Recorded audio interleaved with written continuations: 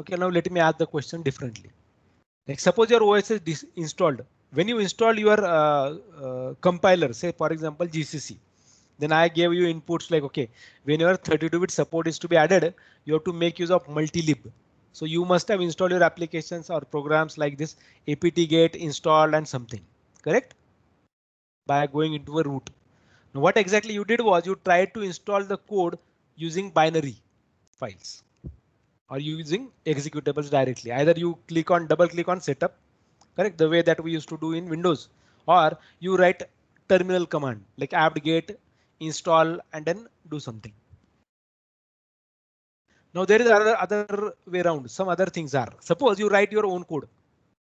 Suppose you have written your code and then you want your code to be say downloaded by the person, and then he will install that code using like he will install that software by using source code. So try to find out something called as installing with the source code. So while the installation is done, there are different utilities used. So one utility I'm not going to talk about, which is like you can uh, find out about it. Okay, so it is you can search about autoconf on say on websites, either of the open source website or GitHub even. So there is something one utility called make. Now what it does, suppose you have 10 programs written and those 10 programs are interrelated, like dependencies there in between them. Now suppose you make change in one code, what happens is you have to compile each and every code separately and then do the things. Okay, how? Let us see that.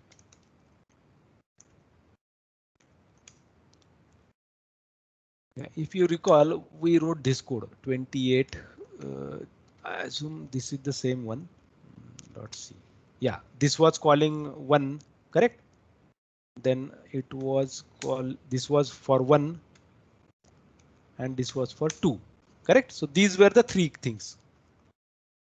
Now what you did was, what we used to do is we used to like write like this. So GCC say dash M32 28 06 21 dot C dash C. So what that dash C means, you have to generate an object code. So it generated an object code for me. Okay, so if I write 01, it will generate object code for me. It will write, if I write 02, it will generate object code for me for second file. So if you see, these files got generated. Correct. This is done by your compiler. Then what you do is, so you write, say for example, like this. So GCC dash M32 28 06 21. Okay. Dot O, sorry, dot C, then 28 06 21 underscore 01 dot C. And suppose I have 20 more programs again. So how will I remember all names? No. Then what should I do? Like if I make changes, suppose there are 20 lines to be added in the compilation. Say for example, let me go this way. Suppose my compilation line is like this with assumption that they are different programs. Okay, this much very big. Now will you remember like if you make changes into three of these files with other, let us assume that these are different files. Each one is different file, though it is now same. Now if I make a change in three files, what I need to do is I need to rather compile those three files separately, or I need to write or copy this somewhere and paste it, so that always I may not have to compile together. But what happens is every time what it is going to do, it is going to compile other files too, which are not changed at all, which are not changed at all. Then why should I do this? So instead, can I think of some method which will permit me to do so? So for that purpose, you can use make. So if I write make, then it says no target specified, because we don't know what this is, and no make file found. Okay. Now if I say no make file found, no make file found. So if I go to man page of make file, sorry, make command, let us see what it says. The make utility determine automatically which pieces of a large program need to be recompiled and issue the commands to recompile them, and so on. Okay. So to prepare to use make, you must write a file called makefile that describe relationships among the files in your code and states the commands for updating the file. Correct. Now let us see how it to be done. So let us write Emacs makefile. Make, you need to have same name. Correct. So let me show you man make first. Again, you have to see that it is showing this underline there. Nah? Oh, you must write a file called the make file. So this should be the name. So whenever you write Emacs, the file name should be like this, make file. Okay, even like you may see while I fired make command, it said what? No make file found. Okay, so let us write this. Okay, now how it is to be done? Now you Emacs, yeah. Now there is a proper syntax here. So this is the target. So let us say my exe. This is your target. Then you specify colon. Okay. Now here you write dependencies. Now suppose if I write separately like this, so like you press enter here, press tab, then you say GCC dash M32. Now your program name is 280621.c. Correct. Now let me give this. Let me fire this command. So I'm saving this. Now you may realize like while I pressed enter here. Okay, when I press enter here, I pressed this tab. So this is the command that you are going to execute. This is the name of the target that you want. And here you are going to write dependencies. Right now we don't have any dependency for a while. Okay, let us say. So if I write make here simply, what it does, it tries to find out whether this make file is available in my current directory or not. So if I press enter, you will see that okay, it started working on it. Suddenly it got a call to function 1 and it says what? Undefined reference to 1. Now that means what? If I have that .o file available for my second code, then that should not be any problem. So let us go back to our my make file, Emacs make file. Now let me write here 1. Okay. Now to generate this code, I will write this dash M32 280621.c. Correct. And it will generate that .o file. And then I will add, sorry, I have to write here 01. So let me write here target 28 dependency I am writing now 21-01 था कि 1 था. I assume 01 था. Okay, let me write 01. So here dependency is what? 1. So I will write 1 because it is going to generate that file.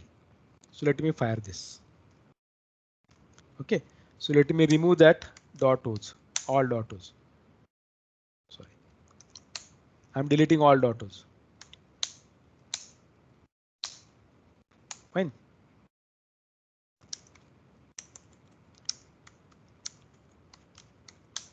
Yeah, there is no object file, correct? So let me fire now make file. Make. Now still it says what?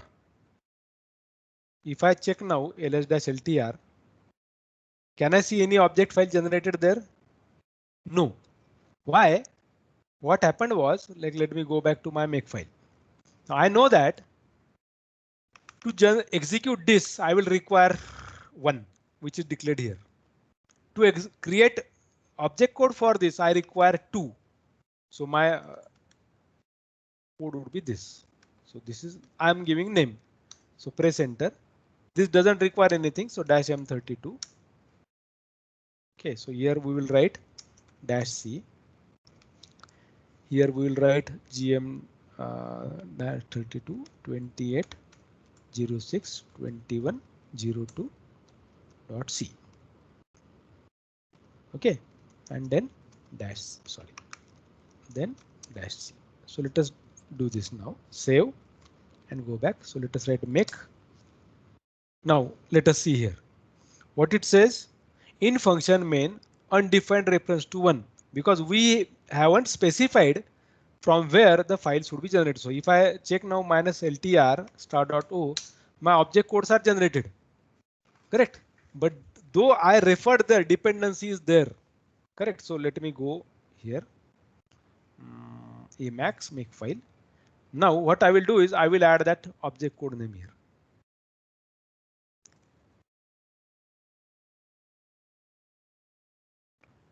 .o 28062102 dot.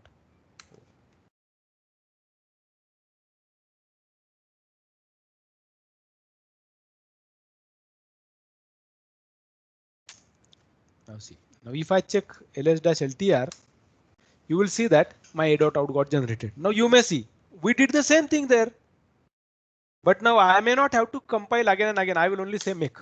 It will create a execute. So let me delete star.o a.out.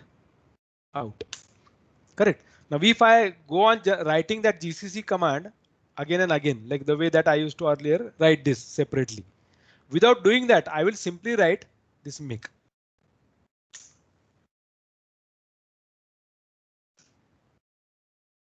Correct. Now what if suppose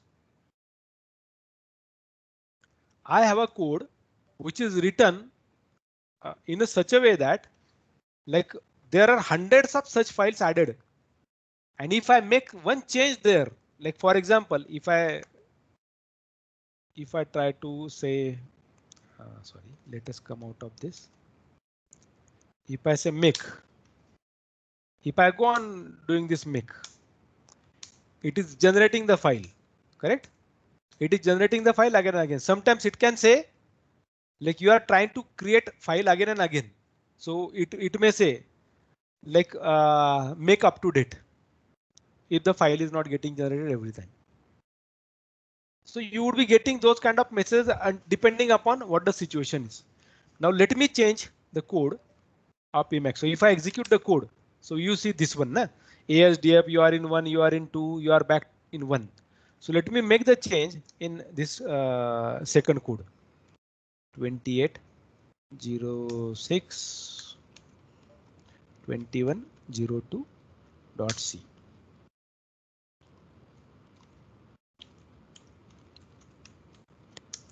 So I'm adding this slash n here and slash n here.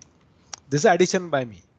Now what I need to do is I need to first compile this code 02.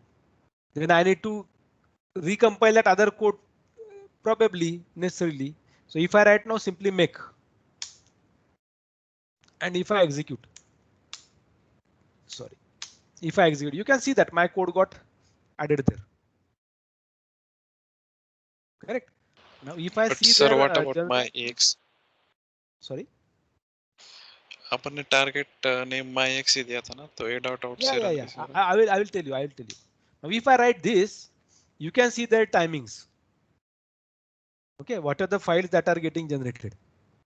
Correct, because we made change into this 02. This was generated. Now as it was referred by this, that's why this also is generated. But .o for the earlier code is not generated, because now let me do this. Let me make the change in my Emacs file, make file. Okay, now what I'm doing is I'm writing this. So here you wrote my exe, correct? So if I remove this and if I add below, now see what happens.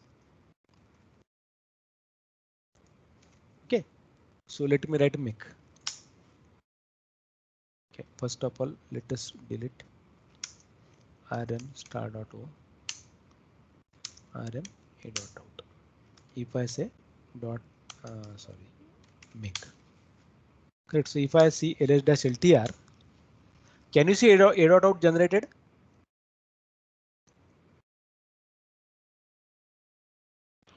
What is generated? No. Only these two files. Now if I say here make my exe.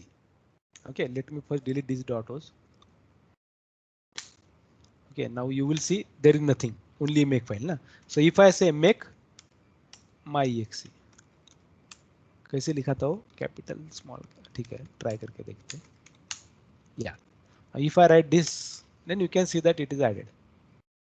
So whatever first is written, like suppose if you don't write this, fine, and if I suppose delete this one, rm a dot out, and if I write only make, so what it did, let us see one more time. It generated only two dot O's. Why? Because like let me go back to my file again, emacs. Now I am telling you what happened exactly there. Because to generate this one, it required two. That's why it executed this first. And when it generated that, then it came back here. Then it generated this one because that was a dependency. Now this two, if I don't write here, okay, if I don't write that two there, now see what happens. So let us first delete star.o. Now you may remember like first file generated was 02, then 01. Okay, remember this one. Now if I write make, okay, now see what happened. What happened?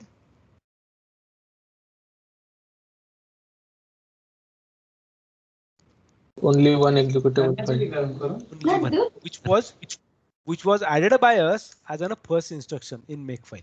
It generated only this one. And when you write this two, that means okay, if you want to get this one, first complete this two. So that's why it comes here. And there is no dependency. It doesn't work out to anything. So you exactly get this. This is not never get executed in that case. So if I write here 1 and 2, correct. So let us say if we write like this, and let me take this above, Control Y, and let me remove this. Okay, let us see what it does.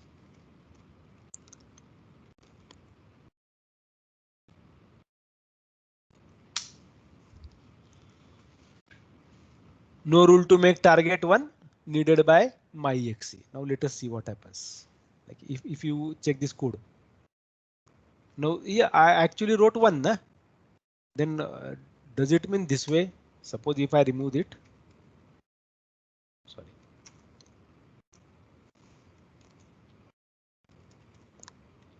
If I save this and if I go back to my terminal, it is not exited. Actually exit हुआ ना Emacs. Oh, it got hacked.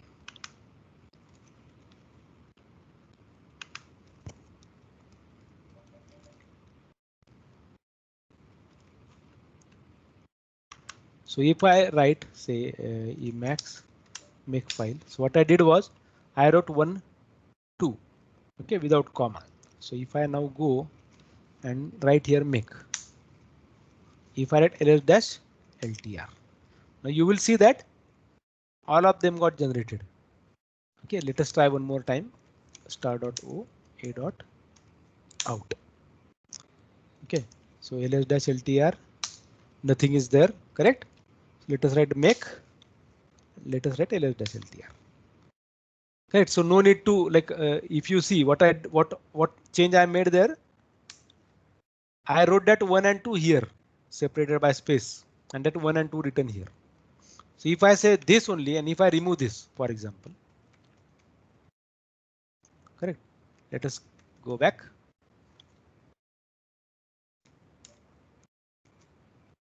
So let us remove the files. Okay, let me write a make. You got this one. Why? That .o is not generated. This second .o. If I see through ls-ltr, only first .o got generated. Was second generated? No. Why? Can you tell me why? What is the cause? See this and let me know what is the cause. Yes. No dependency for two. No, we haven't specified any like no. We haven't specified that for generating this myexc you require two. First two is TW1, next two is TWO. For generating myexc there are two dependencies. 1 and 2. And as both of them were not served, that's why it is giving you the issue. Because this would be generated only when it fires this 2. Correct. Now suppose you have hundreds of files over here and you are making only one change. Execute only this make. It automatically does most of the compilations. Now you will never see this kind of small file. Okay, let us see maybe on a properly browser.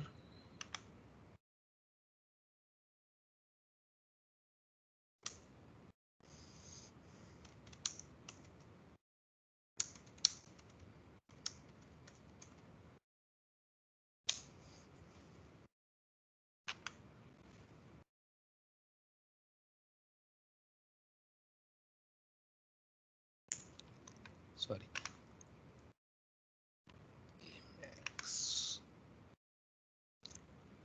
So this is source code. So let us see that. Yeah. Now what happens is if I try to open, can you see make file here simply? No, you don't see that, correct? You see something which is .in. So if I try to open this file, probably it will contain some thing like this. So you have these targets. See, make all, make install, make tags, make clean, make disk clean, make. Now how exactly you do this?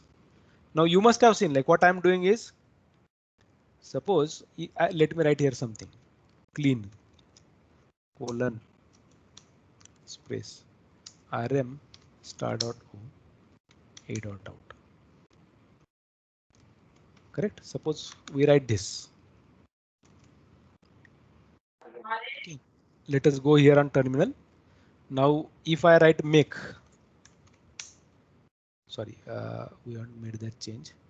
We should have written 2 there. No? Suppose if I write make. Now if I go to ls-ltr, I do see that .os and a.out is generated, correct? Now suppose if I write make clean, you will see that the command got executed. So if I write ls-ltr, it is deleted. Correct? So what exactly it is? It is trying to read your file one by one. The characters are read. Okay, now like what it is doing, it is reading one by one what is written. So when it says make and then target is given, if target is not given, it picks first, considering that this is your target, and it stops there. Now suppose if I take this as a first, until unless I write make my exe, it will not start. Okay, so let us take this one and write it here. So whenever I write now make, we don't have anything. So whenever I write make, it tells me like, okay, I cannot find out a.o because .o no .o found, no a.out found, correct? Now, but if I write make my exe, then it generates the file. So you can see this, it generated the files, correct? And if I write now make only, so it will delete that because that was your first line in the make command. You are not saying now make clean. Correct, but for rest of them, rest of the others, whenever you wanted to execute those all, correct, which are added into this make file. So you have to write that target name in front of make. So whenever you are installing source code, say for example like this, so you may write like this most of the times. If you install through source code, so you write make install to install it. If you want to build and compile, how many of you have heard that kernel is compiled, OS is compiled? Have you heard this concept? Okay, let me tell you what exactly I mean by it. Suppose like we are contributing into Emacs source code and we made some changes into the source code of Emacs. Now when they will get reflected on our machine, either there should be update or I will download that source code of Emacs, okay, which is available somewhere here. If you see, okay, download किधर है उसमें? So let us see. Yeah, so I have to download this source code, complete source code, Correct. So if I go to this Emacs mirror, okay, then it tells me like you can get that by clicking here, and this you have to download this source code. So if I say go to file, I download this source code. If I download this, then this would be tar gz file or gzip file. So when I download this file, okay, so let me show you how it works.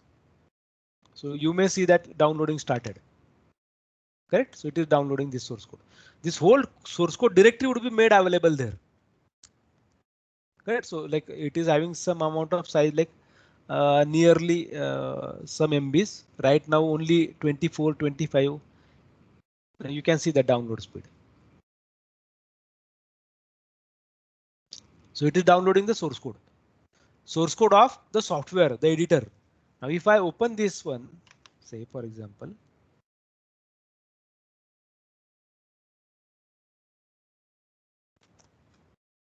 Okay, so if we open this, open with Archive Manager. So you will see that this is your source code available. Whatever we saw there. If I want to execute this, then I have to first read my README file, help given to me. So install. So this seems to be something. So let me go to this README. So it tells me what exactly is to be done. The file installed in this directory says how to build and install GNU Emacs. This directory holds whole thing. Correct. So it tells you what is to be done step by step. Everything would be written. There are several subdirectories. What meaning of every subdirectory is. Okay. Generally, these README files we avoid reading. So like if suppose if Emacs is not available on my machine, ultimately what I would be doing, I would be either installing that through binaries by writing apt-get install, or I will download the source code and will install it. So suppose you are making some change here in one of the file. For example, you made a change in this header file. Suppose as an example. So this is say an example. So if you make some change, now what is to be done is you cannot compile only this file. You have to compile every other file on which would be depending on this particular file. So without doing that, it is always better to work with a make file. Okay, that's what the idea here is. Understood? Any question? So with the assumption that if you are writing any C code, like when I said write modular code, suppose this is your main assembler code. This is giving you mod RM. This is giving you SIB and so on. Like those functions would be called by you here in the primary file. Correct. So if I see that source code 2 of Emacs. Okay, let me go to this SRC. This contains your source code. Okay, so if I go to main file, so let us see, do we have Emacs or something? So if I go to this coding, for example, how it looks like. So my code will be written like what way should I write the code? Okay, so every code that you write should contain some initial commands. Okay, who wrote the code, what is what exactly it is going to do, and so on. So you will see that whole thing is written here. Okay, now these all are comments, and then ultimately your code would be starting somewhere here. See 284 lines of comments. Now our comments are very simple: input, output, processing. But if you are asked to write like, because see, you would not be there when some user is using your code. Suppose you are submitting that code to me. If I find some difficulty over there, how to execute, how will you communicate to me that thing? So better start writing such kind of readmes for every source code that you write. This standard practice. Okay, even your numbering naming style, variable naming style should be proper. If you recall, we talked about, have I told you something about Hungarian notation? No, sir. No. Okay. So let us see what exactly it is. So how you write the code? If you recall, I told you, na, like you write integer ch, integer ijk, correct? Integer mn. So instead of it, like there are good standard practices of naming styles, naming standards. Okay. So you write, sorry, naming standards. Suppose let us say in C. So this is the documentation. It might tell you like first character of the name should be a letter. All characters should be lowercase and so on. Correct? Except period. The base name should be a 8 or fewer characters. So this is in general when you talk about say for example naming a identifier. But if I talk about this, which is used by mostly .NET programmers, it is something like this. So if I search about it, so if you pick any programming language book, like for example, if you pick Java programming language book, standard book, I don't mean the books written by some of your teachers probably. So say for example, if I see whole across the code, suppose my code size is nearly say 800 lines. Can you tell me the variable used at line number 500? What is type of it? What will you do in that case? You will go at the declaration section and will try to find out, okay, what is the type of the variable? But will you be able to tell what exactly type is? So see now what in this case, if variable your variable name is like this str name, that means it will tell you that okay, this is a variable representing a string. So if you write integer, say for example, so you can write I as a prefix or L, or you write int. So if you read any .NET programming book or even Java or something like this, they do have their own like authors. Those introduce you programs. They use some tactics there. Standard books I'm talking about, not the local books. So they use some specific mechanism to name the variable. So there are multiple different standards available. One part is what? Defining an identifier. And one part is what? Giving the name to that identifier. How the general rules are what? Okay, it should not have first character to be a digit. Now, when I say first character, I mean to say like my name never starts with 9 Nitin. It may be Nitin 9, correct? Are you with me? So this is kind of standard that might be forced by your programming language. Now, for example, in your case, your Microsoft Team ID starts with N. Correct? My Microsoft Team ID is 9168, which is a digit. It is permitted by Microsoft, but suppose that email service provider says that it should always start with a character. Then what will you do? Now, if you recall what Hotmail used to have, let me see whether do they still display the instructions there. Let us see this hotmail.com.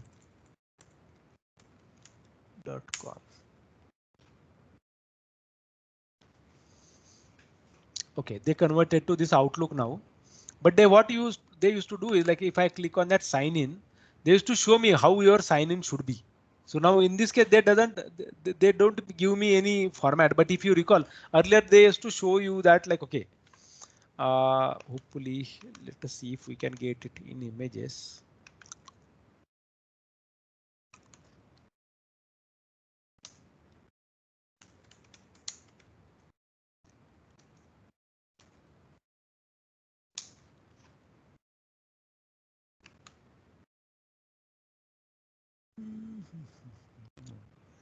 These images should be newer ones.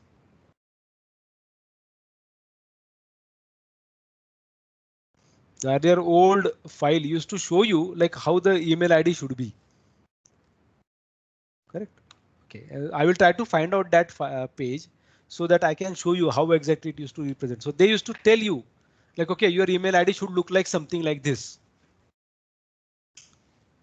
Okay, so like the naming standard can be defined by the programming language or from company to company for their applications, even from organization to organization for the applications that they write. Now see, here you are only writing the code and you are submitting that code to me with assumption that it is an individual assignment. Suppose if it is team assignment, now our team assignment is what only one programmer codes it. Rest of them, okay. Don't worry, we are there when you're needed. But they are not there at all in a team generally. But in team, suppose there are 30 people sitting across the country or across the globe who are contributing into same code. Now, how will you remember what is the type of the variable and who added that variable?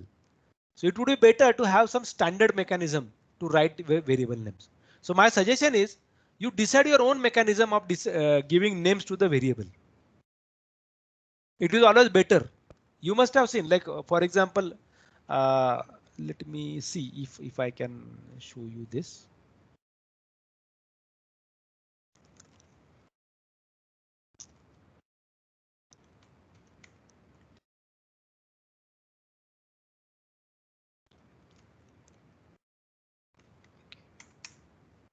So let me LTR.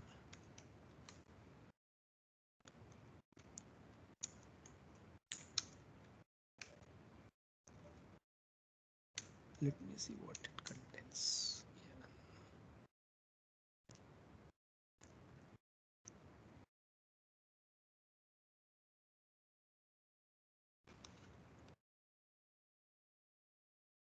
Yeah. So I can find out the code. So list 12/07/2021 underscore process.c. So if you see the code, now you may see like I am giving this kind of thing. But even how do I know what is type of this process ID? Because this code is very small. In this case, I can see that the type is written like this. But at least I can, like I could have written PID underscore TI, I equal to fork. But what exactly that I means, will I be able to remember? Now when I see this kind of code, assuming that probably say this code is of the length nearly say 2000 lines, then I can say like process ID variable I'm using is meant for only storing process ID. This is my standard way of defining the variable names. You can go on that way even. Okay, so let us see whether can I show you another code. Yeah, no, you can see that. Now I am adding this. Okay, this process ID of one variable. There is another process ID called parent process ID.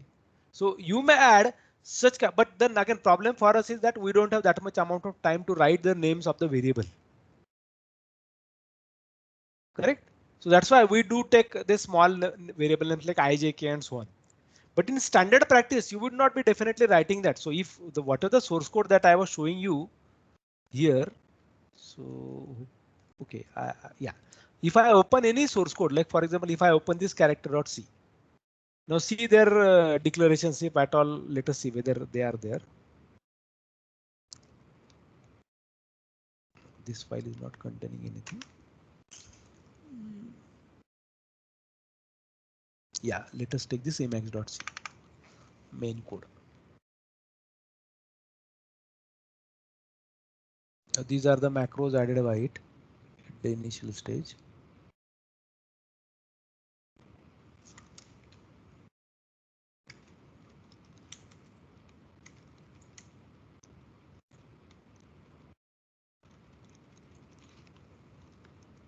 So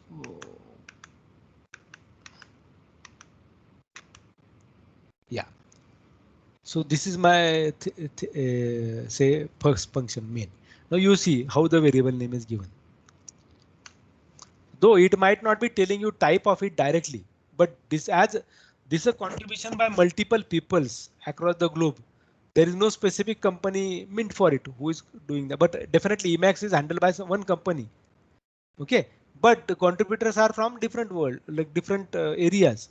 So at least I can understand with this variable name what exactly I mean. So they add their variable near the bottom of the stack and aligned appropriately for pointers. This is the pointer.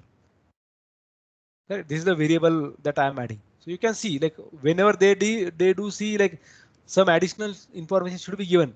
If we use dash dash chdir, then this records the original directory. That's why this is added. So this is contribution by individual. So that's why they do add this. So in your source code, try to add this kind of stuff as well. Whenever you write the code, it is always better. Okay, to be a system programmer. Even if a code is to be maintained by somebody else, it is always better to have some standard practice of writing the code. So my suggestion is you download one of the source code and see how exactly it is written. So you will see every code starts with details. Like suppose if I go to another file, cancel. Suppose if I go to this, for example, doc, you will see similar kind of text. Some text is added. Sometimes you will see that if there is a contribution by other peoples too, so you will see that who is the contributor name, who is that contributor, who contributed into that particular code. So names also would be added there probably sometimes. Okay. So let us see some other code again. Yeah, you can see like what exactly it is trying to tell you. Some of the files would be having same pattern. Some of them may have different patterns too. Now you say copyright and then like definitely it is addition by different set of peoples. So you may add appropriately that kind of text. So what are the assignment that I gave you for removing comment and so on? It was for character by character processing. Now I assume some of you are having a course, at least CS people are having a course for say called theory of computation. Okay, okay. Now what I want you say, for example, can you visualize your you can say transition diagram, like try to convert your C code to a transition diagram. What exactly you do? You start from here. This is initial state. Okay, so which tells you like find main, then you go to main, then you try finding this. Then when you find this printf, then ultimately control is transferred there. So this is another state. Correct? This is one another state because parameters are different. This is another function, another state, and this is coming back to the loop to exit or to final.